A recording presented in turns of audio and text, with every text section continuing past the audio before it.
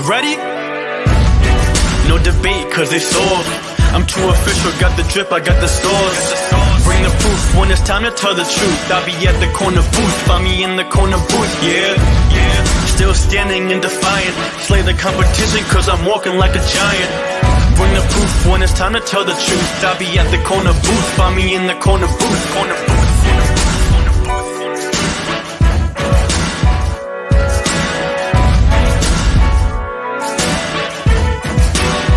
I see myself.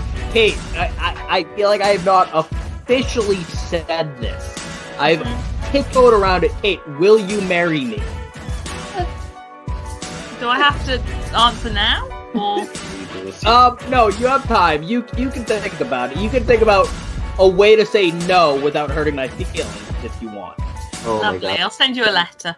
Just don't even. Right, cool. Thank you. Shit. I'll send you my address later so you can send it to my house. Yeah, I'm never giving you my address. I don't want you getting that close. Oh, I know. Ladies and gentlemen, boys and girls, we are now in the Corner Booth podcast. Yeah, I'm trying something different. Season 7 kicks off on Tuesday. Damn, I look good in this lighting, Kelsey. I'm not gonna lie.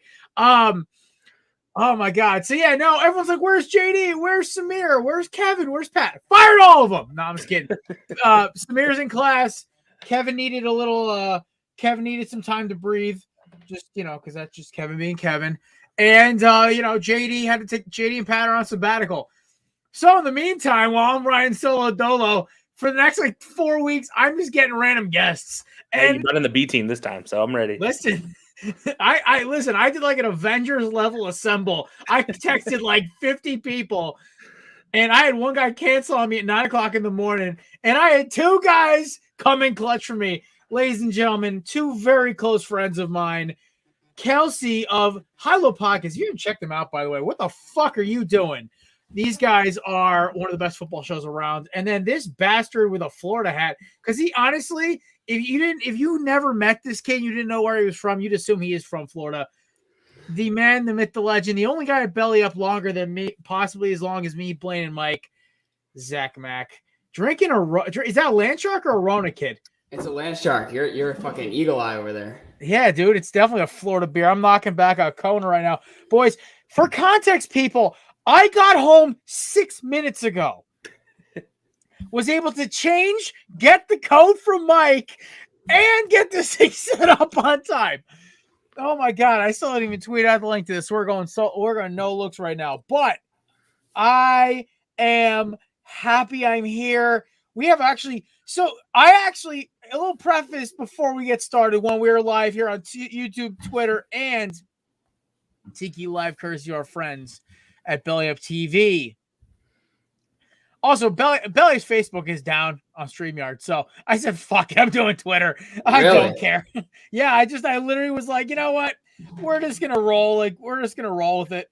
So I just said, screw it. We're going live on Twitter. It also makes my life a lot easier because I literally just shared it twice.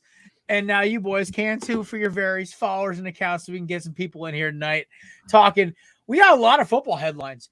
The biggest thing is I was sitting in front of my job site this morning. I couldn't go in until 8:00. I got there at 7:30 for some reason.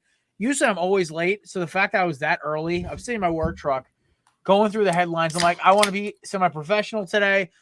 I want to give Kelsey and Zach Mack the best opportunity they can to have have my actual stuff to talk about.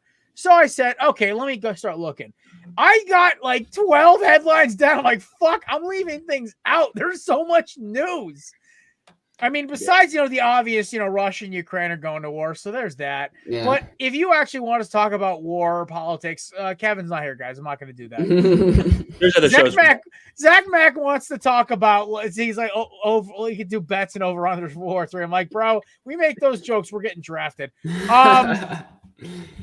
But speaking of draft, that one is around the corner, obviously.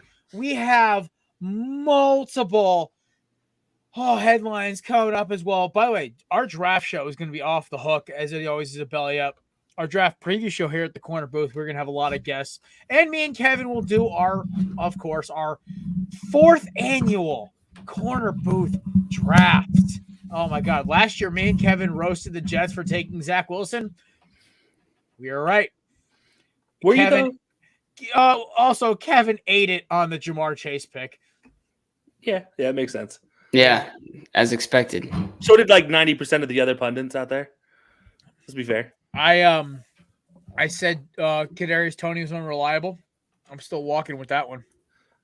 That dude just wants to punch everybody. Like at this point in time, he just wants to punch everything. Listen, He's small. I don't knock him for the fact that he wants to fight everybody. Because there are certain times during the week I want to fight everybody too.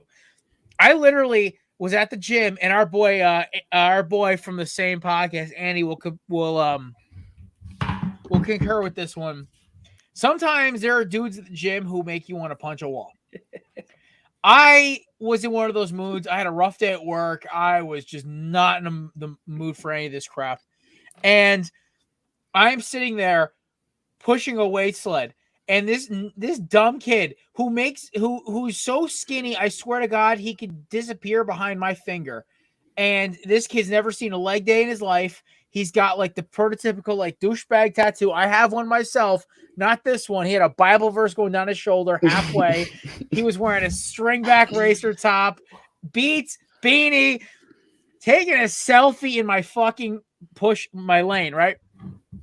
So my asshole nature that I'm in, I was just not about it. I said, hey, walk in my fucking lane again and see what happens.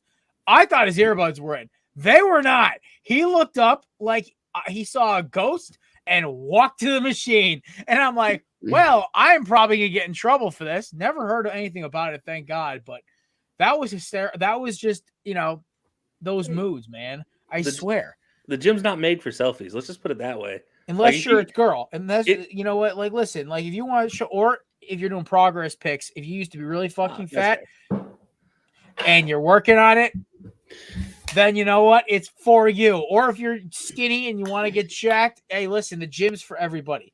Just don't take selfies in your lane. Yeah. That's just don't take selfies in front of people inhibiting their workworkouts.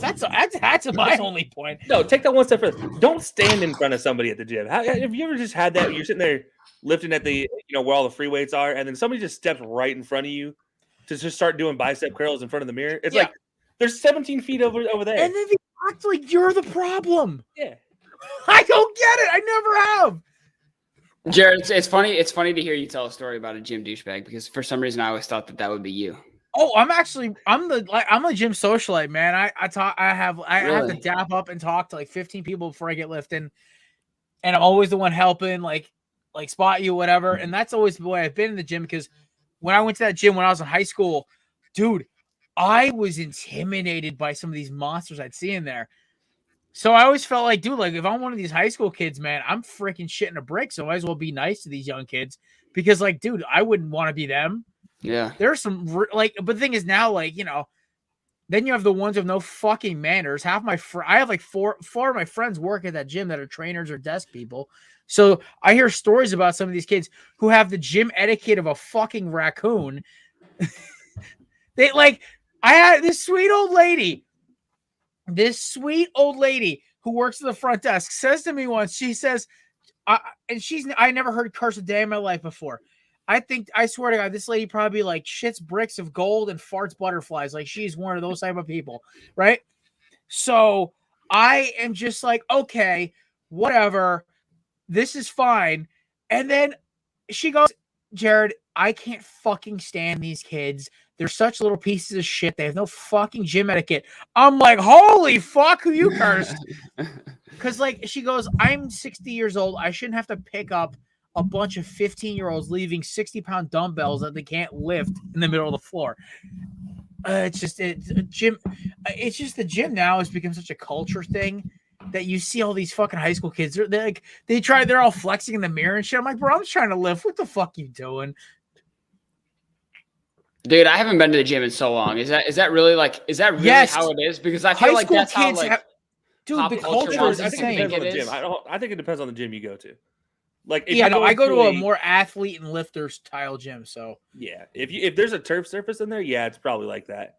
I hate to say it. Those every time I've gone to a turf surface, like there's a turf surface somewhere, it's all full of bunch of high school kids that are trying to get looked at by D1s that will never even get looked at by D3s. And Well, I just my wanna do a documentary interviewing those motherfuckers to see what they think. actually shout out to my buddy, a kid I've known for a while. He's a senior in college. He grew up with my neighbor, and he lifts with me because he wants to, I kind of like, listen, you want somebody to live with at the gym. If your boys aren't showing up, come find me. I'll come lift with you. My boy got his D2 offer today to play running back, and I'm so hyped for him. So shout out to my boy Johnny Mack. Gonna play running back up at Western New England. I'm pretty hyped for him.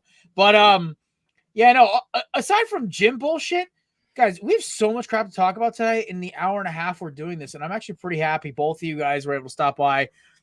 And also shout out to our boy Ryan McCarthy. I flashed the McCarthy signal. He almost showed up, and he had some family obligations. The poor but you know what? Family's first, boys. We all know how that is. But I also, by the way, the McCarthy signal is a craft beer with a cat sipping out of it because, it's, his cat tag along and his love of beers. I just figured that'd be a perfect thing. And some random reference to something in Albany. There you go. All right. First off, Brian Gutekunst did a press conference, I believe in the last 2 days. And one of the first things he came off is we're talking Packers. And listen, by the way, the best name in the world to talk about is Gunther Kuntz. I've never heard anybody not say that shit and not be funny. As y'all know, I'm a big listener of the Pat McAfee show. That's the one sports podcast I listen to every single day. But I will listen to shows like High Low. I will listen to this podcast. I will listen to Tailgate in the Quad occasionally. I try to listen to my belly up counterparts as well. But hey, Jared, I think you got a little something on your nose there, bud. Hey, listen, I listen to you guys when I can. I'm just still pissed at DJ for smoking me when I went on TSS. So, but that man's literally a walking fucking computer, and I'm a fucking meathead who loves watching film. How do you think I feel? Literally, I have to sit there and talk to this dude every day. Not just on the podcast, but talk to him every day. You guys have a great rapport. That's why it works. Then you have Zach is just one of those guys who could run a football museum. But absolutely. The problem is with Zach is that you can't catch Zach if he's not prepped for humor. He was not ready for Kevin's brand of humor, and I felt horrible. We brought him on because I love Zach. I've had a lot of great conversations with him, with meetings, interviews, and everything else. He was not ready for Kevin's humor. And I was like, I wanted to text him an apology. I felt so bad. Hey, he was don't not apologize. ready. Don't apologize to Zach too much because I don't know if you guys look. I'm gonna go off topic. The USFL draft was just the other day. He has a USFL podcast. Him and his podcast were the number one watched USFL draft day promotion across all platforms. So here we go, Zach. One point in time, close to 1,300 people watching their YouTube stream. Jeez. So, shout out to them, man. They got something going with that USFL podcast. So don't feel bad about getting him on some jokes and him not being ready. Also, he's doing better than the best. Wasn't the first pick in the draft Shea Patterson? Oh, absolutely. I love that. I love that. Maybe some of these fringe NFL guys. I'm excited for the USFL because you're gonna have more guys who would have been those fringe players that weren't good enough for the CFL, but now can play in the XFL or the USFL, and will actually be play good ball. Maybe ones who stand out might be like PJ Walker and get a contract, and. Yeah. It's kind of nice. I think who's the guy from the XFL Blackhawks? Matt Teamo or whatever his name was? Yeah, Jordan Teamo. He was taken. That's what I thought was going to be taken first overall was Jordan Teamo. He had the sign it was written all over the world that it's going to be number one, and it's of course Shea Patterson, who by the way was originally signed with Montreal in the CFL, and he asked for a release 2 weeks ago. I mean, let's be honest. What's going to get more views if it works? The USFL, which I honestly listen, I will watch every fucking game. I'm looking through the rosters to pick my team right now. We became a Battlehawks podcast before Uncle COVID knocked us out through a loop with the XFL. But, the Rock's running it now, and they have an NFL. They're like an NFL affiliate sort of now, so it works. But the USFL sounds kind of fun. It's like a minor league squad for the NFL. If you watch soccer, it's like USL in the US. It's there's MLS is the number one pro, USL is just another sports league, like it's a professional sports league, but it's not at the same tier. That's how I look at it. Because I'm not going to give them the degradation of calling them a minor league at this point in time. They're going to put a better quality program out there. Oh, fair enough. I mean, if anything, they're like FCS to D1. There you go, basically. Yeah. But yeah, no, I'm a Birmingham fan, by the way. I'm gonna throw that out there. You're looking for a team. I'm looking at Birmingham. And if you want to look at the best jerseys so far, though, I gotta say are New Orleans. I gotta look for like which team is the most Miami Hurricanes players or the most former Eagles. That's what it's gotta be. Oh, good luck, dude. I gotta go Michigan or Tampa. I got Tampa Bay Bandits. Well, I mean, you are a Michigan boy, and don't you live in Tampa now? Yeah. So I mean, like that's pretty easy and simple. Which one? I also got to give another shout out quick before we get moving. I was running around doing 1,000 things last night. Got to stop and watch our boys over at Craft Brew Sports. My boys Mike, Mook, and Scott, of course, all big friends of the show. Also multi-time guests like you two jabronis as well. They had this one new writer we just brought in, Haley Murphy, wrote an amazing piece about the MLB trade, MLB lockout. Mm-hmm. First of all, the girl's a law student. So I was like, oh shit, she definitely knows more than me already. Two, she hit it right on the head, despite Mookie being the biggest jackass on the planet, which is, par for the course when it comes to that show. I got to give a shout. The girl handled her shit, especially with those three jackasses talking to her, and gave a very good insight about how fucked up the MLB lockout is. And we'll talk about that towards the end of the show because, we still got to talk some hockey and a lot of football headlines. So we're not talking any basketball today because you don't want to talk Juwan? Well, actually, no. We're going to talk a little Zion, actually. Because, I hate being like on the side that's winning in this conversation because I've been not anti-Zion, but like I wouldn't hate to see the fact this dude is manufactured to be a star and him just be a middle of the run guy would make me real happy. Because also John Morant's story is so much more cool, and he's been there playing. He hasn't missed a start. So either way, we'll talk about that in a little bit as well. Let's talk Davante Adams. The Packers announced they're probably not going to franchise tag him. Brian Gutekunst literally said he does not like franchising. He wants to extend Davante Adams. There is a chance he might test free agency. First of all, if I'm the Packers, this is stupid financially. This is also because one, you lock him in for, I believe it's $18 million is the 5-year average, I believe, for a 5-player average for receivers. It's around 18 or 20. Yeah, somewhere in that range. 18, I think. I heard it this morning. I think it was Rich Eisen said on his radio show. It's $18 million, which honestly, for the best, probably arguably the best receiver in the league, you could really split hairs on DeAndre Hopkins when he's healthy. One A, one B. Yeah, it's like take your pick, really. But you're getting him for a steal at $18 million. I would do it, especially in one last year with Rodgers, and you may have to just start cutting bait next year if you do get one more shot with Aaron. A franchise tagging it may not be the worst thing in the world if you are the Packers. I do also understand if Aaron walks, franchise tagging Davante Adams be a fucking nightmare because he's not going to want to play. You may have another Leonard Fournette situation on your hands, or even worse, an Allen Robinson situation where he plays, he just doesn't want the ball. So there's a lot that could be unpacked here. And I just, what's so funny? The Aaron Rodgers decision apparently is coming in the next week and a half or so. That is according to Diana Rossini, I think as of this afternoon.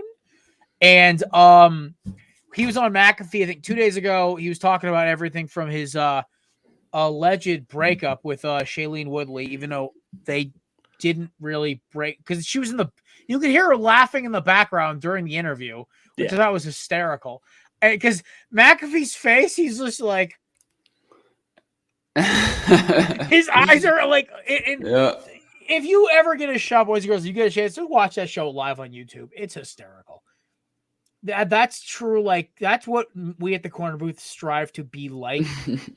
Because we know we're a bunch of stooges. Me and Samir are the king stooges of at least this domain, and we've never tried to be anything else. And now that me and Samir are taking the show in a new direction for season 7, should be a good time. But that being said, the whole Rodgers thing is just a linchpin to all free agency. We can think about this, right? So let's say Rodgers stays. Denver's fucked. Now Denver is calling up Seattle about Wilson, or they're trying to dig into Watson's legal battles, or they're looking at Jimmy G, or I don't know, Carson Wentz, which honestly would be a sleeper fit in Denver. Wentz loves hunting. He loves the quiet life. Big, strong arm. Semi-mobile. John Elway is literally salivating at the thought.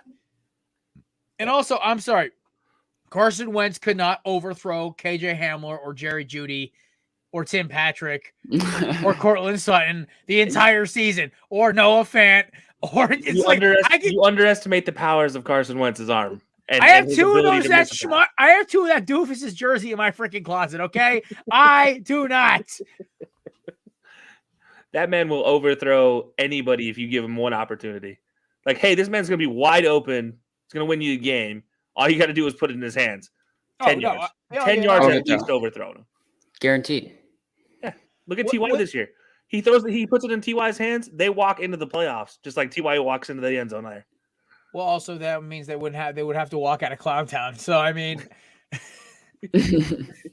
like the Colts themselves are. You know what's so funny? Listening to about anything about the Colts from a pro Colts podcast like McAfee, and then the next minute listening to Cowherd or Eisen or any of these like very neutral or semi-neutral sources. It's so funny how the Colts, to me, their season was a failure. Like, can we just establish that before we move on to the next talk? Because honestly, what do you guys think about Adams? Quick before we move on. Sorry. Well, yeah, like Devontae. Look, if you lose him, you're screwed to begin with. But you good luck keeping him if Aaron Rodgers walks. That's I think why the whole idea of like not tagging him is out there is because if Aaron Rodgers walks, you're not going to be able to tag him. I mean, he's just not going to play. That's plain and simple. The dude, if Aaron walks, I'd believe he either ends up where Aaron goes or he goes to Oakland or Las Vegas.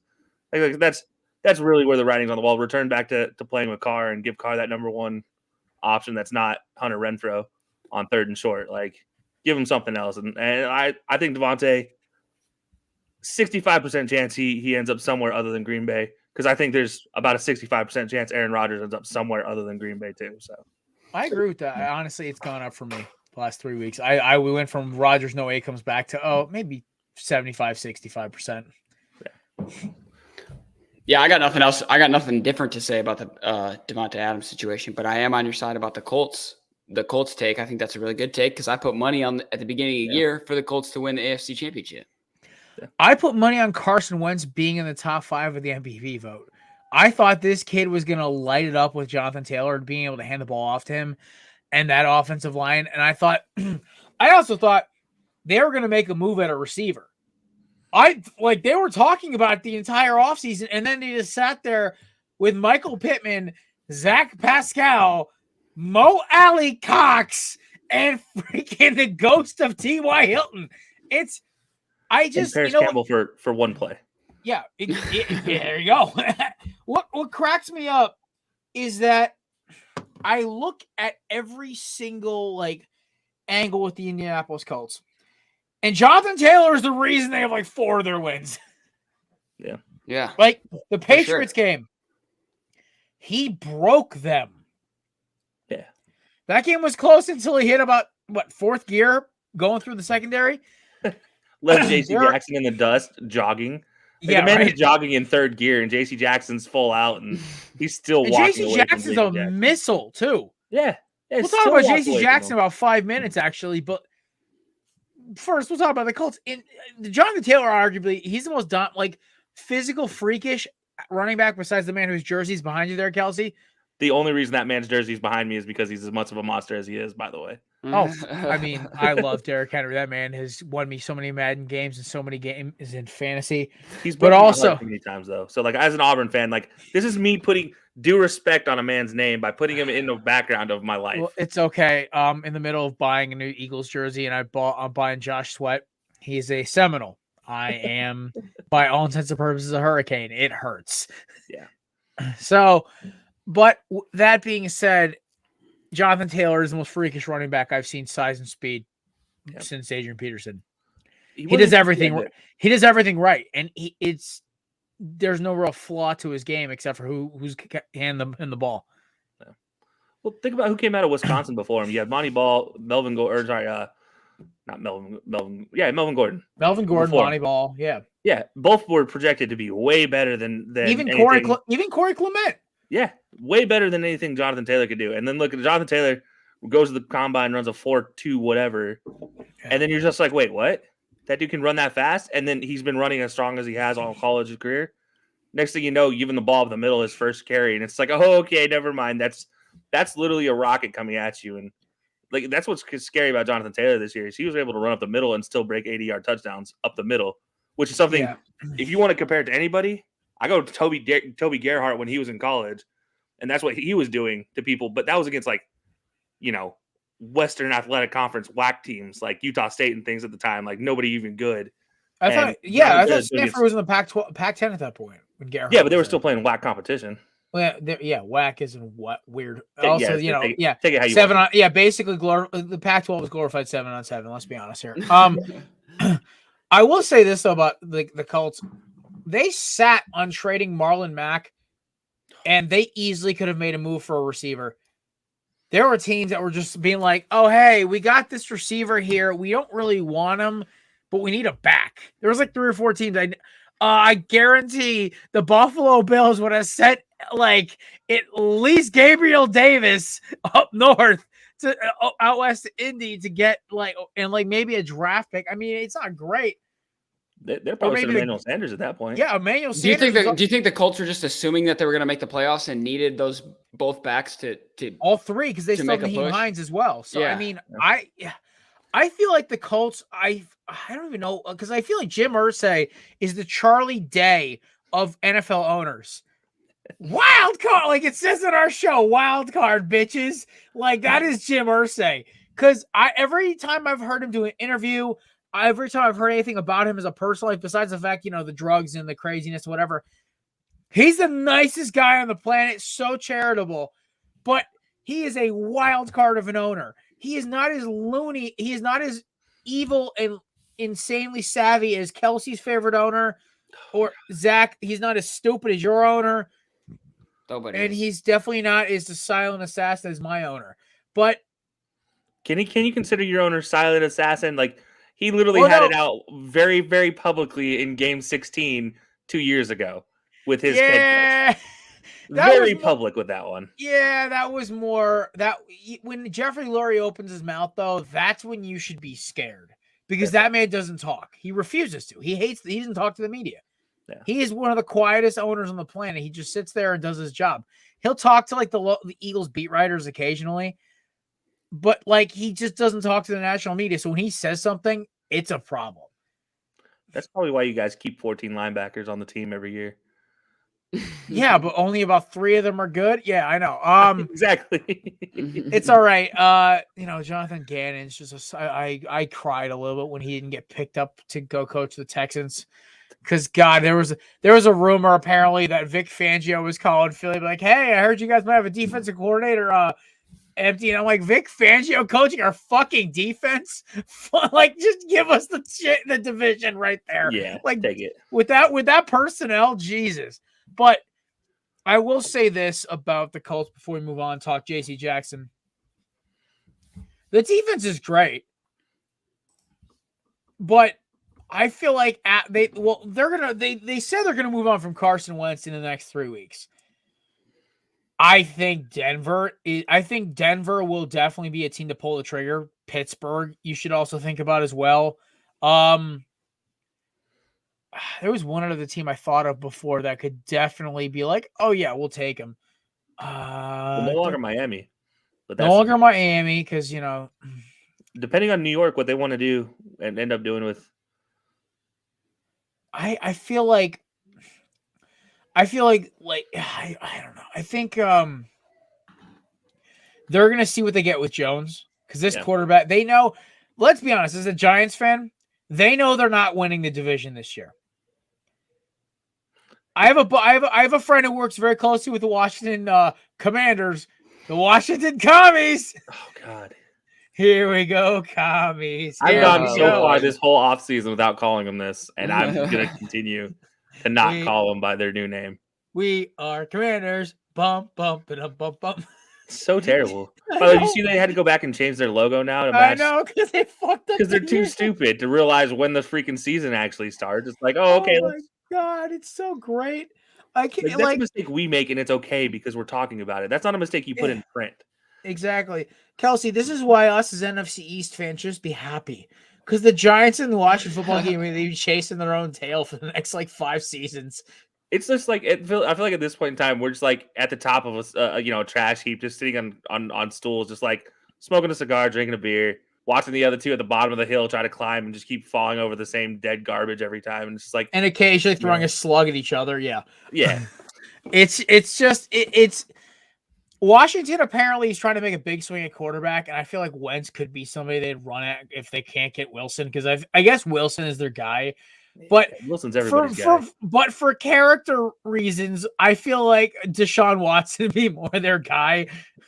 But No, they need to get Dwayne Haskins back again. do we? Oh my god.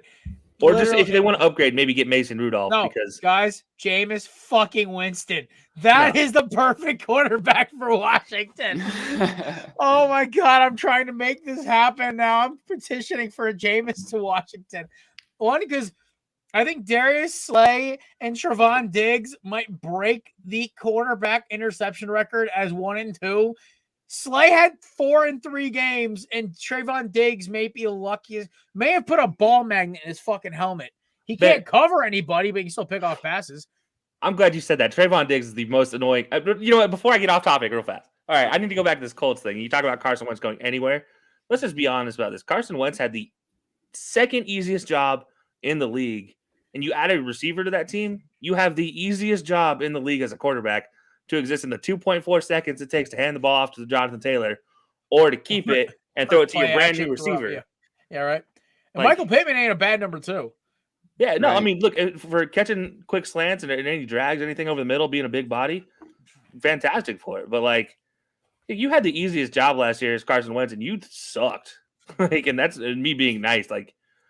You sucked. And there's no doubt about it that he cost that team. I mean, you have the best offensive line. You have one of the best defenses out there. Hell, they sent the most people to the Pro Bowl. Yeah, that's just to tell you how quality that team is. And there's Carson just hey guys, how's it going? I'm gonna underhand toss this one and throw another pick. I'm gonna go hunt with my buddies afterward. You know, he's like the Amazon hunting ambassador or whatever. That's ridiculous. What is that? I don't know. I guess Amazon has a hunting department. He's like their head ambassador. Probably pays pretty well. I don't know. I Is guess there any department that Amazon doesn't have? World domination. Oh wait, they have that. the belly up sports department yet? Yeah. Do you really want to be part of that brand, Kelsey? Hold on. Are you asking me if I want to be part of a multi-billion-dollar organization and get paid? Selling out, but I feel like Amazon is literally the empire from Star Wars in the making. Yeah, but your distribution? Could you not tell me you would not want to be part of I Amazon know, I would, distribution? but I would try to make. But their lawyers would probably have rights to our kidneys somewhere in that contract. Okay, that's fair. I don't have very many, very, very positively working kidneys anymore. Anyways, mine are improving, but nobody wants our kidneys. Not a chance. Yeah, I mean, we work for a company literally called Belly Up. Part of the reason we're Belly Up is our kidneys and liver are all shot. J.C. Jackson. The Patriots have not reached out to him about a franchise tag or a contract. Duke comes out and basically says, "Oh, they don't care about me." Paraphrasing, obviously, but no. Actually, legitimately said they don't want me. Yeah, I was pretty close. I guess they feel like they don't need me. I guess I can't be that important to them. I know I am, but they're not showing me. That is his actual quote. I feel like that text, that tweet, is enough reason for me he won't come back. Oh yeah, because I feel like Bill was like, franchise tag in about 2-3 weeks or whatever. No, they're not going to. They could easily pay him. Yeah, even if you do come back after saying shit like that, Bill's gonna make your life a living hell. It's not like in Philadelphia or Cleveland or Dallas or any of these teams that actually have a normally functioning franchises and run like an army, where you say some dumb shit in the media, you pay for it for a week and you come back. Fuck, Riley Cooper dropped the N-bomb at a Kenny Chesney concert, got a 4-year contract from the Eagles. So it's like, but like in fucking Jonas Gray runs for 4 fucking touchdowns, gets cut the next day by Bill. It's like, you can't do anything. Literally, it's that old meme about like, you can't do anything without like having to stick up your ass New England. So, I mean, that's the reason Brady left. Let's be honest. So, No, Brady left to get Gronk back. The reason Gronk left is because Gronk didn't want any sticks up his butt anymore. And Brady's like, well, I want Gronk back, and I want Antonio Brown back, and so bye. Like, I heard this story. I think it was from Mike Lombardi. He was on a podcast, and he was talking about when Gronk met Bruce Arians. And this was in the middle, like smack dab in the middle of the pandemic, like probably like mid-June, July, when they were starting to do training camp and everything else. And Gronk walks in the building. There's a sign on the door. And bear in mind, this is in Florida, guys, which is basically like they beat COVID 6 years ago. At least in their eyes, they did. And still lead the nation in positive cases. I feel like that one that title shifts by the hour depending on what state you look at. That's fair. Yeah. I feel like California just stopped. I feel like California just stopped reporting them the second the Super Bowl came to town. And apparently the story goes Gronk gets on the elevator with a Buccaneers employee, even though the sign says only one per elevator ride. Gets out of the elevator. Guess who's the first person to greet him at the elevator door? Bruce Arians. And BA looks at it. No, it's Pagano who said the story because he's really tight with Arians. And he literally looks at Gronk. Gronk goes, "Hey, coach, I'm Rob." And he goes, and Bruce Arians looks him up and down, goes, "The fuck are you?" Screams at him, "What the fuck are you doing?" Points at the sign, and Gronk apparently just chuckled and walked over to his desk. It's the most Gronk story I've ever heard in my life. It's like, look, as much as like everybody hates this Gronk USAA commercial, how much more of a Gronk situation can that be? Like, that is the prototypical what I imagine Gronk to be like. Like, but I'm special too. Like, of course you are. Like, your mom told you that many times, I imagine. That short bus taught you a whole lot of lessons. So does his fiance, Camille, every time before he goes to bed. "Camille, am I special?" "Yes, you are, Gronk." I love those commercials. I can't believe people hate those commercials. Oh, man. It's like, they're like, oh, they're uncouth. What, man, get out of here. That's who that man is. Leave him alone. Like, it is not nice to make fun of the mentally handicapped. Like, no, leave that man alone. No, mentally reconfigured. That's the word you're looking for. There you go. That's the PC way of saying a meathead. We'll take it. Speaking of mentally reconfigured, the Cleveland Browns, Jarvis Landry, not looking good. Listen, he has no guaranteed money this year. He's already been talking like he's willing to move on. I can think of 6 teams off the bat who would be Super Bowl contenders on offense the next day if they had him. I think, and also they're running a run-first offense, and they know they could get some trade competition back for. Maybe get a new receiver who's just fast. Maybe a draft pick in next year's draft when the quarterback room actually looks pretty impressive. It's something for the Browns to consider because honestly. Let me ask you how healthy is Landry right now? I mean, he was on and off my IR all year. 100% healthy. He played injured the entire year, but he basically Cleveland was out of the playoff hunt by week 12. So he was good to.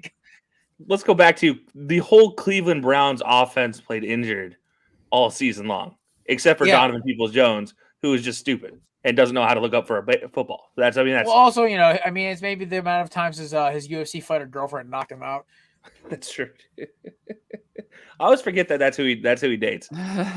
Listen, those kids are gonna be like psychopath, savage athletes. That's fair, but no, Jarvis, man, you put him on. Let's say you put him on the Colts team with a capable quarterback, put him on the Colts team with Jimmy G at quarterback. That team goes to the Super Bowl. Dude, you put him on the team with Carson, they still probably go to the divisional rounds. Or at least they might go to the NFC if Jonathan Taylor has a good game. It's absolutely Jarvis. If Jarvis first of all, I might get murdered for this because living in Cleveland, talking bad about the Browns, I've learned gets you nowhere. And talking bad about Baker gets you really quickly into no man's land. But Baker Nuthugger's got to get out of here at this point in time. Like, look, Baker had a rough season. Let's be fair. He didn't help himself with his off-the-season comments. But then on top of that, you have this offense is awful for receivers. Like, you're a receiver and you're going to Cleveland. You're just like, well, I'm running wind sprints in the ice. Thank you, Kevin Stefanski. I appreciate that. They have an indoor practice facility, unlike the Cincinnati Bengals. Yeah, that's fine. But game day, you're still running ice sprints at the same time. Like, Yeah, fair. Forget that, man. Like, Jarvis at this point in time in his career, he deserves something. He's a fan favorite here. He deserves something better. Like, you know what? Go to Cleveland. Like, go to Cincinnati. Or go somewhere where he can go win a title. Like, he's just floundering here. And it's not because of him. And half of it's Baker, half of it's Stefanski's offense. Like, you're just not going anywhere. But, like, he said the right things. His comments were all the right words. He just pissed off Cleveland people. That offense is boring as fuck. Oh, it's awful to watch. It's fun to watch from an offensive line standpoint, but everything else sucks. Yeah, as a former O lineman, I loved watching getting to watch like the guards and tackles bulldoze through like the secondary, and it's fun when like Nick Chubb and Kareem Hunt are both kicking. Yeah, but that was so rare this year. They were just Yeah. the injury bug bit them. My guy Harrison Bryant gets to play. Like, shout out Harrison Bryant. LeBron's favorite player. Yeah. Hey, your favorite player's favorite player. There you go. All right. John Milledge High School back there down south. That's all I'm saying. All right. So 2 more football headlines and we'll get into hockey. Jimmy G, reportedly the trade is not all certain now. Apparently the 49ers are hitting the brakes on this. Reportedly, Trey Lance might not be ready and Kyle Shanahan is like tweaking a little bit. Hey, do you remember the words I said on this podcast last time I was here about this exact move? How I said Trey Lance isn't ready. Jimmy might not even go anywhere, and everybody's already getting ready to ship him out. What if Tom Brady retired just to get out of Tampa Bay, and now he's going to come back and skip all training camp, come back and play for San Francisco? Or they end up with Aaron Rodgers, who, again, Bay Area guy, ends up in San Francisco. I mean, okay, so my biggest thing is no matter what, Trey Lance is not your starting quarterback at the end of the day. I also feel like they could ease. I think the problem is this is according to this. So I saw this report and then I went and did some digging and I checked a couple other sources. I listened to an interview with somebody very well connected. He was on Eisen. I can't remember the guy. He was one of the NFL insiders. He's very well connected with Shanahan. Apparently, the one big worry is they don't want Jimmy G to win the locker room over again and then switch to Trey Lance. So I'm not buying this completely. No, because it's the thing. Jimmy G is that guy who will win your locker room over. And they know he won't lose you games. That's the thing. Like, Jimmy G he may not win a game, but he won't lose you a game. And that's more important. Also feel like they also were like with Lance. The thing also they're saying is Lance may not be 100% ready. But the dude is making, like, in training, is, like, making in OT and, like, all this stuff. Like, during practice, we're making insane throws and all this crazy shit. Like, we're also forgetting the offseason is a week and a half in. I feel like the Niners are in a position where, like, they could easily get a second and possibly a first for getting rid of Jimmy G in a week and a half when free agency starts, right? I can think of 2 teams off the bat. We talked about this already. Colts definitely would be interested. Pittsburgh Steelers, a lot of paisans over in Pittsburgh, okay? They love the Italian Stallions. So you know what? How's the gabagool? I think that would work. But here's the thing. At the end of the day, the Niners are staring down an easy trade chip where they have been struggling with health. They could get more depth. They could draft more players. Yes, they may have a growing pain or two with Trey Lance. I think Trey Lance is good enough, and I've seen, even when he played, the accuracy wasn't there, but guys, not very many rookie quarterbacks are with that kind of arm talent are that accurate because they're always trying to throw their way out of games like they did in college. He never threw his way out of a game in college. Let's be very clear about Trey Lance. North Dakota State just and the ball. He ran the ball in college as much as he threw the ball in college. Yeah, well, but you see what I'm saying? A lot of these quarterbacks, they like the coverage is not the same. Where he'll try to stretch. Take an offensive lineman and tell him to go read a defense and then throw against an NFL defense. That's basically what you're doing with Trey Lance. Is you're taking a guy who knows how to should know how to read a defense, but all he did was run the ball 200 plus times and throw the ball 220 times in college. And now he's being told to read a professional defense who will hide things, who will do things, and they are faster and more athletic than anything he's ever faced. And you're asking him to go and complete 65% of his passes? Not going to happen. Not for 5 years at least. So you are really anti-Trey Lance. No, I think at the end of the day, he was way overhyped. He is a great prospect, but I think for where you were getting there, you're getting the same concept as what Minnesota got with Kellen Moore. You're not getting a guy that's ready to start.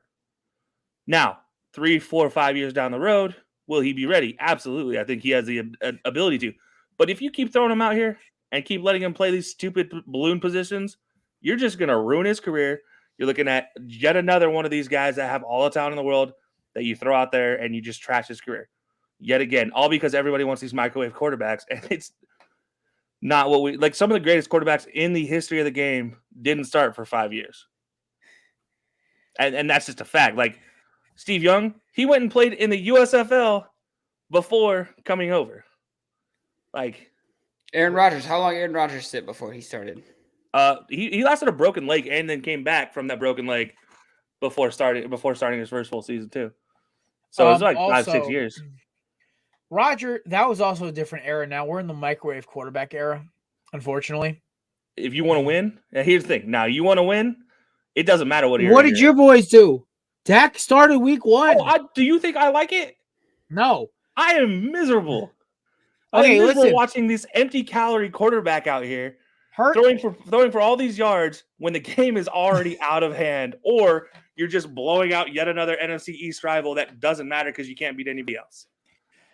I mean, listen, or you could have drafted the right quarterback who then got mentally soft the second his backup won a Super Bowl. And then you go and you draft his replacement who has the work ethic of a psychopath who wins over the locker room, but played on a almost broken ankle the entire year. Yeah. So I feel like in this era, you can't get the 4-year development window anymore. You can't. You need to, though. Like well, then you see Mahomes. Yeah, generational talent, but that was lucky. He still can't fucking read a defense completely. Look, here's the thing. If you look at any one of these quarterbacks outside of Lamar's freakish come onto the scene, and Patrick Mahomes still sat a year. Josh Allen's first 2 seasons, trash. I was about to say Josh Allen. First 2 seasons, but trash. Josh Allen also, he had to go through those growing pains. Well, exactly. But here's the thing. He still went through 2 seasons of just absolutely being terrible. You're going to get that with Trey Lance. Can you afford from going from the NFC Championship game where you're less than a drive away from going to a Super Bowl to here's the thing. They 2 shouldn't straight have been losing there. They They shouldn't have been there. They were the luckiest. It doesn't matter. Like, I know. you're there. I know. But Two also straight the losing thing seasons. is, sometimes you have to take this gamble because what if Trey Lance needs just an offseason in a training camp to hone those skills? The freak raw talent's there. Everything you need to make a freak superstar quarterback is there. You have the smart coach who can scheme guys open to make easy throws. You have a full offseason in the system. It's just how hard of a worker is he? If he's a hard worker, we may be talking about Lance having a decent season. Yeah. But he's got to run downhill at this. He cannot. I'm where the camp is. Yeah, let him sit a year. Let him get acclimated to the offense. He's got to play a couple times. Fine. Year 2, you play him. Like if he's ready. I still don't think he's ready because that COVID season, playing in the spring COVID season, like let's not forget his last season of playing football. He played 2 fall games and then was drafted into the NFL. No, you're right. I swear. Like the whole like FCS like 1 game season shit screwed him. Yeah. Playing behind Easton Stick for as long as he did. Easton Stick. There's a name. Like, you Zach and DJ are all football encyclopedias. Well, so I enjoy watching FCS football. So North Dakota State I got to watch Carson Wentz lose in the University of Montana Stadium. So that was a lot of fun. I almost went to University of Montana. They sent me a lot of They sent me a lot of scholarships. But no, like I look at this and I just think Trey Lance just legitimately. You can let him work out in the offseason. Let him go through the opportunities. You know what you have in Jimmy, and you'll know by the start of fall practice if Trey Lance is even close to ready. If he's not even 60% of the way there, which I don't think he will be, I think you stick with the horse and stick with Jimmy for another season. And then I mean, if you're in it by the trade deadline, then you keep him. You try to re-sign him for another year, and then you trade him in the offseason. Honestly, that would be my plan. I'd be like, kind of ripping his heart out. You re-sign him and then trade him. But you know what? That's my plan. But then at the same time, like if you're not in it by the trade deadline, get rid of him, get your pieces, and get out. And then you start to let Trey Lance. Because by that time, yeah, he should be about 60% of the knowledge of the offense. But don't risk it. Yeah, he's not a commodity I want to get rid of early in the offseason. He's a commodity I'd get rid of right before the season starts, like in the middle. I'm okay with that too, but the thing is also you may lose on your trade market a little bit. That's fine. I don't care. At the end of the day, if I'm John Lynch, I don't care about my trade value for a guy that could get me to the Super Bowl again. Yeah, but then you're not going to beat to be a good quarterback. But if I can get to the Super Bowl again, my GM job is safe for another 5 years. I know, but with Lynch also, his GM job also might be hurt if they traded up their entire draft pick catalog for this quarterback that may not be ready yet. It does not look good. So either way, John Lynch is staring down a grenade, basically. It's just which one's going to hurt less. The one that gets them to the Super Bowl? Which is not, the problem is the NFC only gets better this offseason. Whereas that's what I was gonna say. I don't see how. Yeah, I don't see the Niners. The Niners took advantage of the NFC being the most mid it's ever been. Here's the thing, though. They have the toughest division, and if they can go 500 in their division, that's damn good. Seattle's about to be a bottom feeder team for the next 10 years, and it's gonna be hysterical. The Rams aren't keeping anybody. Do not tell me they will. They do not. There's not enough cap. There's not enough cap like gymnastics they could do to keep every single player. This Rams Super Bowl, it was like the Tampa one. Like they may get everyone back, but they're not running it back. Yeah, Arizona has a quarterback problem because their quarterback's an immature little prick. But that's just who literally can't even ride the bumper cars. But it's okay. I called out his immaturity in a game when we were calling it on Colorcast. And DJ was like, I think I listened to that one. Yeah, I'm literally watching, Kyler sitting here doing this to his linemen, doing this to his receivers. And first of all, you were taught in Little League, like Little League T-ball, baseball league, like Mighty Mites, whatever you want to call it for football. Like you're taught you do not show up one of your players ever, especially not your linemen. Especially the ones who block for you. Yeah, especially not your receivers. Fine. I wouldn't I'm not showing up DeAndre Hopkins on the side, or I'm not showing up AJ Green or Zach Ertz. I'm not about to show up one of those dudes. And he's over here doing it to everybody. And then mouthing back off to his coach when he gets to the sideline. Nah. Kyler. He says it was basically in his super deep, way too deep for a man that short's voice. Oh, fuck it. I'm going to go play baseball. It's like, well, good luck. Good luck. It's good luck staying in the minors for 2 years, pal. After the lockout's over, because Rob Manfred is the intelligence of a fucking brick, and Tony Clark is just as dumb too. Dude, Rob Manfred is the worst thing to happen to baseball since. I miss the Mafia boss. I miss Bud Selig. Bud Selig had this secret handshake. I swear to God, with everybody. Bud Selig reminds me of the guy that would just have that handshake with every single person in the PA. He just knows everybody, and he knows their deep, dark secrets, too. Catch him literally sitting in a rolling chair with a fucking cat, yes, you need a favor from me? It's oh, my God. Kyler is such a fucking immature jackass. I like the Cardinals just because, I liked watching their offense, and I wanted Zach Ertz to, succeed because, I got much love for 86. Even though he pissed me off his last 2 years in Philly, once he left, I was like, okay, I am going to miss this asshole. I just, I love Dallas Goedert more. But I watched Kyler throw hissy fits on the sideline. I'm like, Jesus, what? Can I say something? I have never liked Kyler Murray, even as a draft pick. I was one of those guys who said maybe don't take Kyler Murray. Maybe Nick Bosa is a better draft pick because you get a generational defensive end and you can get a decent quarterback later. Now, did I know that quarterback class was going to be mid as hell? No, but honestly, you could have gotten a decent quarterback, run-of-the-mill guy for nothing, and then got Nick Bosa. And then the next year, you had one of the best quarterback classes of like the next 2 years. You had 2 great quarterback classes back to back. So it's annoying to me. I don't get it. I really don't. It actually starts to bug me a little bit. Like 2020, 2021, 2 great quarterback classes. I mean, look at 2020. You have Burrow, Herbert, Hurts, Tua. Boom. That's four like for the next 5-year starters right there.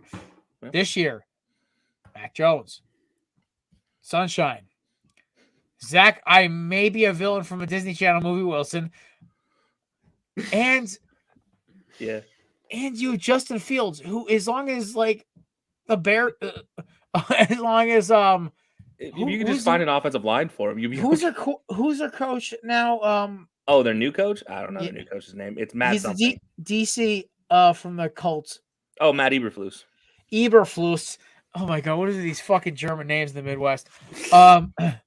But like it's like great classes. Like the Cardinals to me, I think they bumfuck this one because they're looking at Kyler, and his biggest problem at Texas A&M was his immaturity. It was never about his talent. It was about his height and the fact that he had a short man's complex. Yeah. I mean, Actually, no, I worked with one for the last 5 years on this show. how telling is it that that the all-time league's nicest man in Larry Fitzgerald does not retire, is a free agent. His team is going the team that he was drafted by and lived his life with is going to the playoffs. They have an open spot. And he says, "Nah, And I'm he good, pal." turns them down for some unknown reason. Oh, I know its reason. It's 5'6". Where's number 1? It's part And of FaZe Clan. And then all-time good guy defensive player J.J. Watt, while injured all season, who is well known for standing up for his teammates, does not don't say once shit. stand up for Kyler Murray at any point in time during the season. All right. How telling? I mean, like writing on the wall if you've ever seen it. Oh no, it's very much right on the wall. Speaking of right on the wall, before we get into our quick little hockey breakdown from Zach Mack, because we talk hockey about 3 times a year on this show, and I figured Zach Mack had some hockey shit he wanted to talk about. If not, we'll skip it. I don't want to bore everyone to death. But of course, ladies and gentlemen, if you love this show and you love us, you'll love our favorite sponsor. Wow, okay. I screwed that one up. These amazing people at eatsofficial.com. You love the shades I'm rocking today. We were actually their first Belly Up sponsored show. Shout out.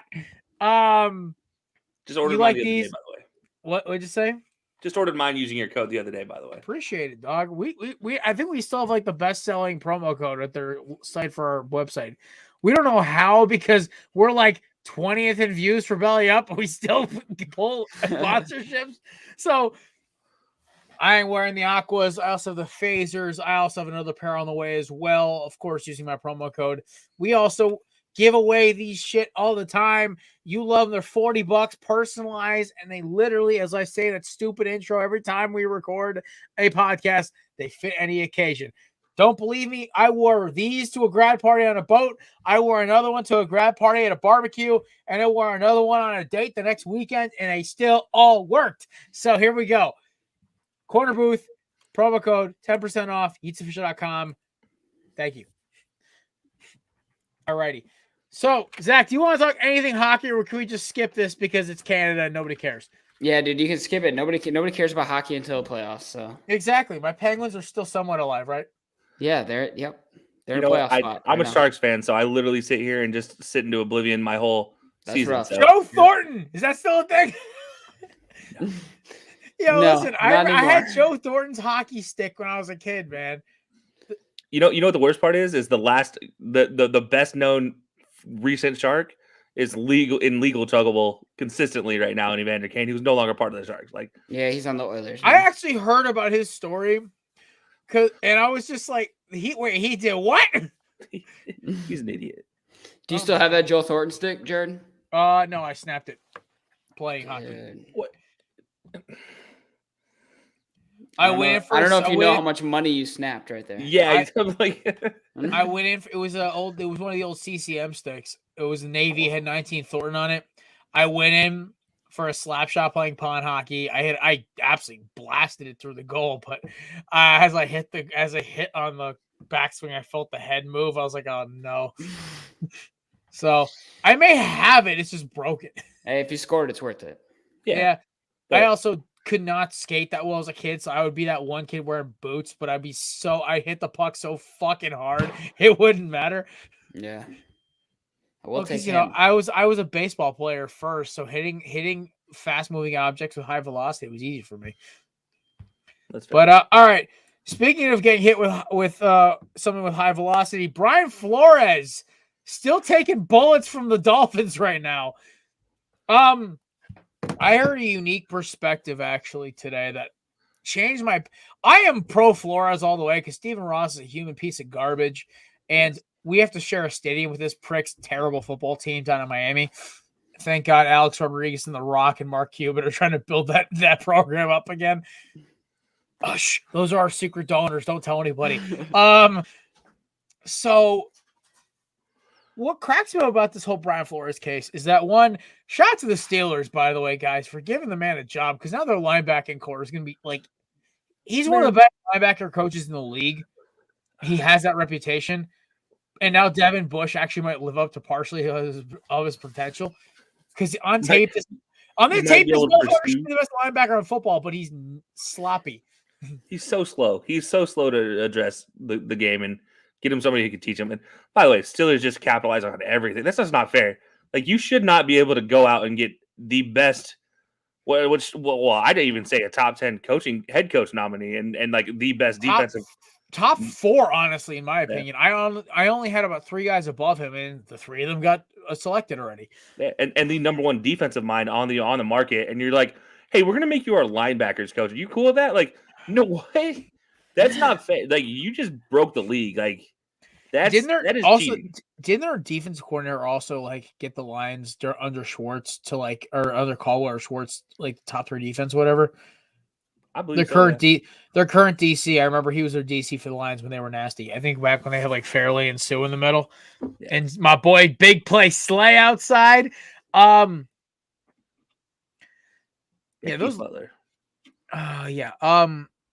The biggest thing to me about the Flores thing was, everyone knows his legal team released pictures that document asking them like, listen, if you violate this NDA, you violate any benefits, money coming your way.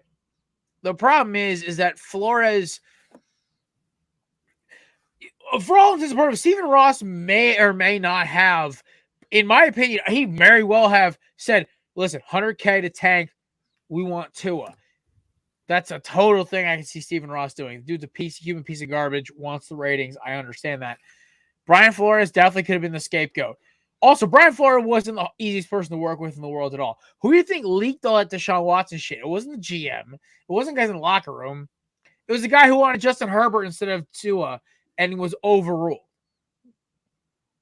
Like, there's smoke. I don't think Flores is innocent in this, but I also think Stephen Ross also is going to get caught in the crossfire too.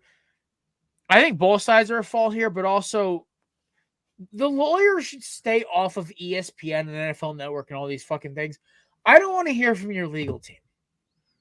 If I did, I'd watch the actual court proceedings, which honestly, if you ever watch any kind of legal court proceedings, even this, except for Rafi Palmeiro in the steroid case, I did not take steroids, period. Or actually, you know what? Just name a player from that steroid situation, or name a moment from that steroid situation. That was the only one worth watching. Yeah, no, I mean, like, come on, the rating of the Balco Lab was still one of my favorite moments as a kid because they were like ESPN reporters were like behind police and they're like, we're about to read the Balco Lab, and there's nobody here. just steroids. And I'm like, when the report came out, I remember when the report came out, I'm in high school, and where I was at in high school, I was at boarding school. And so we're in the men's dorm right there in the local area, like where all like everybody could join in. There's 60 of us around this stupid little TV watching the report being read and just like which players are being named, which players from our favorite teams are being named, who can we pick in fantasy baseball coming up this year. Like, this is how important it was to us. And like, that's how like it was so long ago, but it's Kels, I mean, Kels, how much you cannot be as old? Me and Zach Mack are probably just around your age. at 31. All right, fine. Yeah. You got 5 years on me. Yeah, I'm 28. Oh, fuck, Zach, I forgot you're 2 years older than me. I turned 27 in 18 days, 19 days. Oh, you young pups. Oh, boys, by the way, St. Patrick's Day 2022 is the Corner Booth Free Agency show. It's also my birthday show, which is going to be a fun time. What is your birthday on St. Patrick's Day? It always has been, always will be. And No way, I did not know. How did I not know literally that? That is also Such my a two bad favorite combination. my two favorite alcohols are beer and whiskey. My favorite color is green. I am partially Irish. I even have my douchebag Irish tattoo on my shoulder. Not saying Why I'm is the it so Irish. far up? Like, why don't you have it like on the meat of your Dude, bicep? I have literally half of my left arm covered in tattoos. I just Yeah, put this like, one up. it doesn't explain why that's on your shoulder blade. Well, no, because both my first tattoos were on my shoulder blades, and then I worked my way down. It was a That's- weird choice for me. Don't judge. Oh, it's too late. It's already happening. Like, You're a fucking Cowboys fan. You have no ground to stand on here. you're an Eagles fan. We get nowhere with this argument every time. I know. It's like the 15th time we've had this argument. To be honest with Kelsey, I fully intend by the end of like age 32 to have both my arms completely covered in tattoos. Oh, that'd be sick. But that's it. I don't like want chest, shoulders, ribs, legs, anything. I don't want any of that. Give me sleeves. That's Also, all I want. because as a adult male of Polish, Nordic, Italian, and Irish and Scottish descent, there is no way my body is not going to go through like changes of size, shape, length, whatever. And honestly, the arms are the parts of the body that change the least with tattooing. So I just stick to that. Yeah, look, I get it. I'd stand by my credentials are in the waistband line for when I have offensive lineman conversations. Like, the body changes and it just gets bigger over time. It's okay. Like, the only compliment I got was I didn't really take lifting seriously until I got to my senior year of college. And my tattoo artist, when he went to do my touch up after, and he went to do my half sleeve surround around my first tattoo, which is up here. He goes, "Dude, I had to use you're a lifter, aren't you?" He goes, "What do you mean?" He goes, "I had to use 2 fucking of those plastic wrap skins on your half sleeve." I'm like, "Really?" He goes, "Never had to do that before." And I'm like, "You have gym guys here." He goes, "Yeah, but you have like big arms, not just muscular. You have big arms." I'm like, it's ex-offensive lineman, you know. Stop flattering me, thank you. Yeah, no, it was more of it was like flattering, but it also was a little bit like hurtful. I was like, oh fuck, I really gotta keep cutting weight. Alrighty. So speaking of cutting weight, How quickly perfect we stop segment. talking. Zion Williamson. Oh God. What a segue, Listen, man! Like, I'm on fire today. I got a 10 on the segue. I'm I'm literally hitting it out of the park here. Just like Zion's hitting every fucking Wendy's out of the park. No. He's eating every jumbo shrimp cocktail. No, out he's of the in park. Portland. He's not even in New Orleans. I keep forgetting that. You're right. So now he's eating every crab cake out of the park. Oh, wait, no, don't they have like tofu veggie burgers up in that like well, weirdo? crab too. Weird I mean, Those are everywhere now. It's Everywhere. a fish thing. It's Not scary. in my house, they ain't. Scary, yeah. Boy, I had fucking chicken and steak and ribs like last 3 nights. You can hear, like I think burgers, chicken, and then steak. That's the only one I had for the last 3 nights in a row. There is a carnivore house I live in right now. No tofu in this bitch. If you ever tried tofu, it's not worth it. It's not. I had it once. I was like, I don't even know what it is. I don't think I've ever laid eyes on it. I think I had okay. I think it was an anything. ex-girlfriend. She goes, "Hey, try this." I'm like, "What is it?" She goes, "It's tofu." I'm like, "God, are you serious?" She goes, "Try it. It's got good seasoning." I tried one bite. I was like, "Oh, gross! That's fucking disgusting." What does it taste like? It tastes like Fake. Like, honestly, I It can't tastes describe like the flavor. a- It's fake. natural plastic. and it absorbs whatever flavor it's around. It is a flavorless substance that absorbs whatever. Like, so if you love just slamming it with soy sauce, great. You're going to taste nothing but soy sauce in a crunchier form. So if I just want to eat straight A1 sauce, I just like throw A1 sauce on some Fuck yeah, tofu. dude. It'll be a sponge to that shit. Yeah. And I'll it's say sort it's of no ta- different and than it's sort of McDonald's has the consistency of really, really gritty meat, I guess. I don't know. McDonald's patties. Yeah, but at least McDonald's patties actually taste like beef. I mean, No, they taste like salt and pepper and grill True. mark. I also haven't ate McDonald's in almost 2 years now. So See, there you go. That's why you haven't figured it out. I was gonna say, I think the last time I ordered McDonald's, the meat wasn't even on the burger. I think it was just, like, regular cheese and 2019. Don't worry, the meat's still not on. toppings. It was 2019. Me and Kevin had gotten so drunk at a grad party that he passed out on the back lawn, and I was about one drink away myself. And also, I had a cigar in one mouth and a black and matte. Did you have McDonald's? Or how does that? Did you have McDonald's? My sister and my brother-in-law drove home. I'm wasted in the back seat, and I'm like, I want McDonald's. And my brother-in-law, also a little inebriated, he looks at my sister and goes, I want McDonald's too. So we stop at the Mass Pike drive-thru. We run in. I buy a 20-piece McNugget, and I think they were doing like the Around the World series at that point in time. So I bought the New Zealand cheesy bacon fries. Guys, I'm going to tell you right now, I never had the worst case of food poisoning ever in my life besides that day. I was in pain. No, that's why you don't get fast food, guys. Oh, no, that's why I don't eat McDonald's anymore. I'll eat Wendy's. I'll eat Taco. Oh, listen, Taco Bell, I've never had a problem with my stomach, by the way. Dude, I don't eat Taco Bell. Taco Bell, it's a fallacy. Taco Bell does not give you stomach issues. Chipotle does. No, Taco Bell does if you use Diablo sauce. Yes, but that's everything. like just, okay. I also stick to the classics. I get a chalupa, a Crunchwrap Supreme, or anything they have with like fried chicken. I have never gone wrong with that formula. It's always worked for me.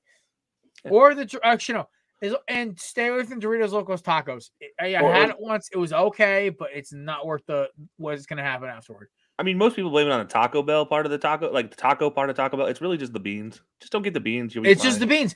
The meat's actually quality meat. Like, okay, so I follow a lot of nutrition pages on TikTok and YouTube. Somebody clip that. The healthiest meat. Taco Bell is quality meat. Quality meat compared to like fucking McDonald's. How stupid is that? Compared to McDonald's. But like, how bad is that it's the healthiest meat of all the places? And Taco it's like Bell is actually, calorie-wise, is the healthiest fast food joint. I was in disbelief because you think about it. It's tortillas, vegetables, meat, and cheese. There's nothing else. Yeah, I'm going to explain that one to my personal trainer. They're going to laugh at me and be like, "Yeah, you're not having Taco Bell." Okay, a Crunchwrap Supreme. We still can't like clear that. I'm sorry. Tell them this: a Crunchwrap Supreme is like 30 grams of. If you get the steak or the chicken instead of the ground beef, it's like 45 grams of protein and 420 calories. That's not a bad lunch. I'm not gonna lie. Doug, I'm eating leafy greens and grilled chicken with like lame seasoning on it right now. Like I don't know what you're talking about. Oh yeah, you're. I remember that stage. I was there about 2 years ago, buddy. Trust me, I remember. It's I am currently in the grilled Cajun chicken homemade set with on a Kaiser roll. But Portuguese rolls and Kaiser rolls, both good because they're very airy and low in calories. I'm sure Zion's just figured that out too. Yeah, because Zion has not even called CJ fucking McCollum yet. Oh, timeout. Called him on All-Star Weekend officially. Yeah, I heard that he did. Finally. But officially came out. Malik Andrews came out with the report today. That was definitely like they were like, oh no, we have to correct the story. Because according to Shams Charania, as of 2 days ago, Zion and his family are not happy in New Orleans. And it's been like the most like it's like the most like, yeah, we know. I don't know if you guys ever remember that episode of The League when they're doing like it's opening for like the new season and they're doing like the draft picks and Trent Richardson gets drafted by Andre and the mother gets on Andre's grill and shoves him off the stage and shit. That's how I feel like it is with the Pelicans and the Benson family. I feel like Zion's family does not want to be in New Orleans. They want it to be in New York with the Knicks. And the NBA screwed them. We all Can I know just it. say I visited New Orleans one time, and I wanted, for 99% of the time that I was there, I wanted to get the fuck out of New Orleans. I love New Orleans. Yeah, I wanna was go about to say, back. I I did already not. know Jared loves New Orleans, and I know why Jared loves New Orleans. Because if you are stone cold sober in New Orleans, it's miserable unless you like art. Oh yeah. And then it's good for like 5 minutes. Oh And no, then I went there. If you're drunk, 100%. I went there for a school conference, my senior year of college. Are you kidding me? I went to one seminar. I skipped the other 7. I went to 2. I got yelled at for skipping how many seminars. I went and worked out, sat by the pool, went to one conference about how to get a job post college, and then drank and went to bars. I actually went to a voodoo shop, by the way. I think that shit gave me 5 years of bad luck. That shit is real. Oh, voodoo's real. Yeah. Voodoo is very real. There's a At the very voodoo least, bracelet. the belief in something messing you up is real. Oh no, I am super superstitious, and the fact I bought a voodoo bracelet thinking it was reverse bad luck is the dumbest thing I ever did in my life. You didn't ask the madam in the store, did you? No, I didn't. I did buy some gator teeth from that though. Lesson number Gator 1 teeth- going to New Orleans. Gator teeth is good luck though. Look it up. If Gator there's a gator madam teeth is in good a luck. voodoo store, you ask her first before touching anything. That's rule number 1 in New Orleans. It was a fake voodoo store. It was in the French Quarter. Was Let's it not fake? be honest. It was not. Yeah, it was not an old New Orleans down by the bay. It was fucking French Quarter. Okay. Nothing in New Orleans is old anymore because it all got washed away by Katrina. Now it's all repurposed at this point. It was kind of creepy in there, though. I'm not gonna lie. The girl I was kind of seeing at that point was getting a little scared, so she was like holding me like a freaking vice grip. I'm trying to walk through the store, but God, this was like fucking 5 years ago now. Like, but, oh my god, these arms! These arms are so big. I was skinny back then, bro. I wasn't big then. I was kind of skinny at that point, bro, because all I did was do cardio and fucking drink Miller Lite. It was great. It was a great time. All right. What do you guys think of Zion? What do you guys think of Zion? I think Zion's gone. I think they're going to try to move him in the offseason. I think New Orleans is starting to realize they are screwed. They can get picks for him. They can get players for him. The CJ McCollum thing was like, oh, maybe this will motivate him to come back for the playoffs because the West is so open this year. And it's like, it really has it when it becomes a national story. He hasn't talked to CJ yet. Well, I mean, also his 2 best friends are now in New York together, in Cam and RJ Barrett. Like, that's not something that you can just sell out, sell short on this point in time. And also, I wish Zion would just get over the fact that he is no longer that LeBron James. You are Shaq, accept you are Shaq, and go be Shaq in the middle of the court dunking on people at your size, and you will be fantastic. You don't need to dribble the ball up. You don't need to shoot threes. You go put your butt in the paint, and you go dominate, and you'll be absolutely fantastic. He just needs to accept that role and be fine. Because if he accepts that role, he's an all-star every year. Yeah, I don't think anyone could argue that he was overhyped. I think, I mean, people wanted to make him out to be so much more than he was going to be. And I know Jared mentioned earlier, John Morant. It's like, it's crazy that they went 1-2 and John Morant is like, the Grizzlies are a top 5 team in the West now, easily. It's just crazy. Sitting at 3 right now. It's fantastic. And they played together. Let's not forget, John Morant and Zion played together back in the young days in AAU. You know what's crazy is that John Morant to me is what Russell Westbrook should have been. If Russell learned how to consistently shoot from outside and learned how to pace himself, he would have been what John Morant is going to be. I love John Morant. John Morant to me is this new class of superstar.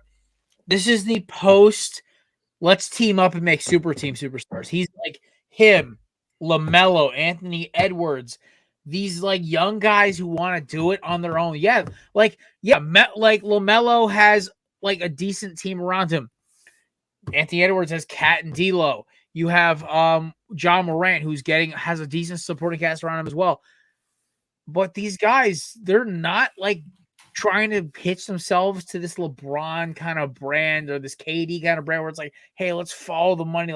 You realize it's all the old heads now in the NBA who are like switching teams and trying to find all these young guys, you don't hear them bitching and moaning. They're like, let's fucking play ball, baby. Let's do this. Like, last time I checked, Minnesota, I think the 6th seed in the West right now, 5th, 7th. Like, my Wolves looking good. The Grizzlies are the 2 seed. 3 seed. Hornets are the 2 seed, 3 seed.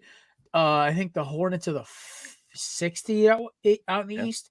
So it's like the Cavs are the 4 seed with all their young talent. Cavs. Who Colin Sexton, their best player, hasn't played in like a fucking month. Well, nope. Rewind. Nope. Colin Sexton is not their best player. Stop. Pause. Who is it? Is it LeVert or Jarrett Allen? No, it is Darius Garland. His hands down. Okay, so I will give you Darius Garland. I just want to see like. By the way, I want to see more. Also, isn't is he a Vanderbilt boy? Isn't their new kid gonna win Rookie of the Year too? Evan Mobley? Oh, absolutely. Yeah, Evan Mobley is Rookie of the Year, hands down at this point in time. They're also like kicking the Pistons up and down the court right now, 42-37 right now. But by the way, if you have anybody ever tell you that Scotty Barnes deserves Rookie of the Year, I will ask you to go back to the All-Star game and watch him in the skills competition with Tyrese Maxey miss 6 straight bunnies from inside the paint during a competition, whereas Evan Mobley dominated and won his team the skills competition with a half-court shot. Hornets are the 9th seed right now. Currently, they are in the playing games. Minnesota is the 7th seed. They are 2 games back of the 6th seed, which is Denver. But that is, the West is so fucking wide open. Like New Orleans right now they are 2 games out of the playoffs, out of a playing game at least. They're Portland, who basically sold their whole team, is still in the play-in game somehow. As of right now, if the season ended today, the play-in game will be Minnesota versus Portland and Los Angeles versus Los Angeles. The starless Clippers versus the AARP Lakers. And Anthony Edwards and his supporting cast of like budding superstars versus Damian Lillard and a bunch of scrubs. I would pay money to see all those games. That's why the league exists. I'll let you pay me to call those games for you. How about that? Oh my God. I'll call them with you, motherfucker. Shit. My God. You talk about these young stars. There's even more that aren't even being able to sniff a playoff. Like you look at Darren Fox, who's out there in Sacramento, like watching his best player getting traded away for a Domantas Sabonis, which he might walk at the end of the season. Oh, good for him. I really hope he does. I love watching Fox play, and I really think, honestly... Get him on a good team. Yeah, and as a Kings fan, I'm going to tell you, get him on a good team and watch him go and lead his team to the playoffs. Like, with a good front office that actually cares about their players, like, it'll be fantastic, but... You know what's so funny, right? So we had Parker Hainsworth on last week of a shot of midweek mid-range at FN Sports. He's a big Rockets fan, right? Houston boy all the way. We talked NBA for maybe 25, 30 minutes. We talked about the Rockets for 30 seconds. His choice. I'll blame him. That's a rough one, too. Listen, that's how I was the Timberwolves fan for the last 10 fucking years. So, no, I get it. It's like the Timberwolves may have made the playoffs twice since I was in 3rd grade. I was in 3rd grade, and then when I was my first year out of college. That's the only 2 times they made the playoffs in my life. Since they also made it 2002, 2001. Yeah, so they made it 4 times in my entire existence. I think they made it once in '99. The Kings haven't made the playoffs since I was in middle school. Are you a Kings fan? Yeah. I am so sorry. This is the one that sets me apart. So thank God I'm a San Francisco Giants fan. So I've lived through some success in my life. God, so I'm a fucking Diamondbacks fan. I don't hate the Giants as much as I hate the Dodgers. Well, it's okay. So if you're a D-backs fan, I think it's. I hate the Dodgers. Yeah, I was about to say. I think it's dynamic. Like you immediately go to I hate the Dodgers, which we all get behind because nobody can really hate the D-backs. Nobody can really hate the Rockies in the West because you guys are too new. Really, truthfully. Yeah, I mean, the only thing is the D-backs and the Dodgers get into a scuffle every year. Oh, yeah. We are what the Tampa Bay Rays were in the early 2000s. Like, we're getting there, but we are definitely the thorn in the Dodgers side. They don't like us. We don't like them. We are what they were to the Boston Red Sox back in the early 2000s. You guys still piss off the Yankees, and that still makes me happy. 0-1, baby! I still have the World Series hat. Oh my God. Yeah, boys, we got about 6 minutes left, about 5, honestly. Hey, I'm trying to think. I think there's only one more topic we have here. Phil Mickelson, the Saudi Arabian Golf League, Dude. run by the shark League. Greg Norman. Oh my God, I saw this story yesterday and I was crying. I'm like, hey, he said what? Apparently, I don't even know how they worded this press release because I don't know if they said he took the reporter's name out of context. Basically, Mickelson goes off telling about how Saudi Arabia killed an American journalist, which we know is true. Saudi Arabia is not a great place. They also are, extremely homophobic, like literally kill guys for being gay. Just didn't allow women to drive up until about 6 months ago. Wait, women just are now able to drive and I think it was 6 months ago. In certain parts. It was like 2020 or 2018. It was like something in the last 2 years or whatever. They just were able to drive in the country. I don't even think they have the right to vote yet in Saudi Arabia. I'm not even kidding. Even though they have like kings or I don't even know what the fuck they call them over there. I don't know. Either way, it's a very backwards ass. It's a very backwards ass. Oh, sheiks, whatever. It's a very backwards ass fucking country. And they were backing this golf league that Greg Norman, I guess, was like the main spearhead behind. And Phil was like kind of using it to like, I don't know why he was like something about the PGA Tour with their like viewing rights.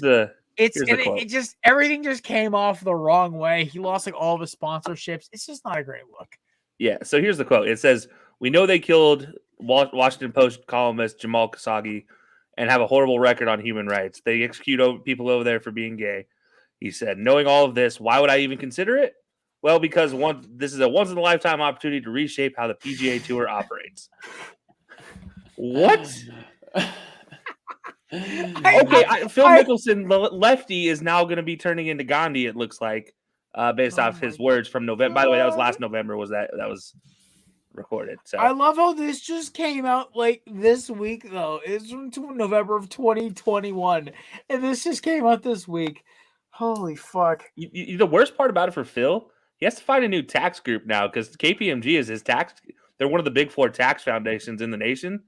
They dropped his sponsorship because of this. So now he has to find a new tax guy. He's been wearing their hat for like what, 10 years? Oh God, it's almost his whole career, really. Like, yeah, I mean, I'm trying to remember. I think he used to wear Titleist gear occasionally. I think. Yeah, but KPMG's been a sponsor, I should say, for most of his career. Yeah, Heineken dropped him. A few others. I was just like, holy shit. Who's gonna help him evade his taxes this year? Because like last year, you barely got away with it. Phil, come on. 2 years ago, you almost got away with it. Like, what are you gonna do this year? KPMG ain't covering you. Listen, let's be honest. Doing tax the last 2 years has been a bitch for anybody who got that fucking stimmy check. I'm staring on the barrel. I'm waiting for my old job. Like I'm literally switching jobs in a month. I've literally had 2-3. I'm about to have 3 different jobs in the span of a year, but I'm waiting for my old job to send me my fucking W-2 so I can do my goddamn taxes. And I'm just sitting here, just like, dude, that is the worst. That is the worst. The thing is, though, my old job is literally down the street from my house. I may storm in the office like, Jim, look at my boss, be like, Jim, with my fucking W-2. When you switch jobs and you need a W-2 from the old job, that's just God, it was the worst when I was getting my insurance done down around Thanksgiving. Oh my God, I had to call the other owner of the company who I barely talked to. We just both go to the same liquor store. That's the only reason I know her. And I'm like, hey, I haven't seen you in a while. She goes, yeah, me neither. How's the new job going? I'm like, it's going great. Hey, listen, I need my W-2 from you guys. I need you to fill out my my insurance information. She goes, I got you. And I'm like, awesome. Appreciate it. Oh, my Lord. But listen, last thing about Phil Mickelson, because we got to run. This is definitely a fall from grace. Also, golf's going through a weird transition. You've got the petty little bastards, Brooksy and Bryson. Tiger, who, by the way, his caddy's a good family friend of mine. Joe LaCava has been a friend of my family for a long time. Hi, future guest of the corner booth. I hope I'll interview the caddy tomorrow. I actually know the son on a first name basis. I know Mr. LaCava for a long time as well. Hopefully I can get him on as well. But it's gonna definitely be good. Golf is thrown through a weird transition. It's so funny. I'm getting into the sport more and more as I play it more, but it's weird. And As a Jordan kid, Spieth I remember knows how to like run more. Sergio Garcia, VJ Singh, and my VJ man Singh, Tiger. yeah, dude, oh And my I'm God. just like, and now it's like, you have these two like jacked up frat boys, Bryson and Brooksy, yelling at each other about dumb shit on the course. Oh my! And then you have Phil Mickelson talking about the Saudi Arabian Golf League. It's like, the fuck is happening right now in golf? Yeah, no. I Yeah. can't wait for Tiger. I can't wait for Tiger's son to come up and just take back over. Just smoke yeah. everybody. Yeah, it's All just right. Be nice. get real Yeah. skills out there. Right? Or no, guys, come on, John Daly's kid. Let's be honest here. If he keeps himself out of jail by the time he gets his tour card, He will. He's he's already been arrested like 4 times. Yeah, he'll smell the money. He'll stay out of jail. All right, ladies and gentlemen, that wraps it up for the Jerome Simpson. By the way, great throwback, right? The man most famous for flipping over a defender into the end zone. Wait, I wanted to ask you, how do y'all name your episodes? We name them by the number. It's the jersey number. So last week was Dallas Goedert, Des Bryant, and Michael Irvin. I just decided to throw 388s instead of 1. The week before was Gronk episode. I literally just wrote Gronk. I didn't even write This his is full name. 89. So what is it? Season 8, episode 9? No, it's the 89th Corner Booth pregame Oh, episode. okay, We've done 89 of these. And then once we hit 100, we'll restart it to 1. So last time it was the Corner Booth pregame Cam Newton episode, or I think it was Billy Martin. I think Kevin did the first one. So next time it'll be Kyler Murray or Cam Newton or Cam Newton. Chris Boswell. Name a fucking guy number 1 who, like, a kicker. I don't fucking know. Anyway, it's and then we'll restart it again. We are on episode 209 of the Corner Booth, the regular show. Season 7 kicks off Tuesday, by the way. Me and Samir will be back. Possibly a few guests coming by. Maybe the return of our boy Frank Mikey Smith of TikTok fame. A couple other guests as well. And, of course, these two fine gentlemen will, of course, be joining me as well. Ladies and gentlemen, we appreciate you stopping by for the Corner Booth pregame. Hope you guys have a great weekend. For all my East Coast people out there, survive this snowstorm. I am happy I have off tomorrow. I'm just hoping I don't get the full 11 inches of snow, maybe 6, 7. It'll melt by Tuesday.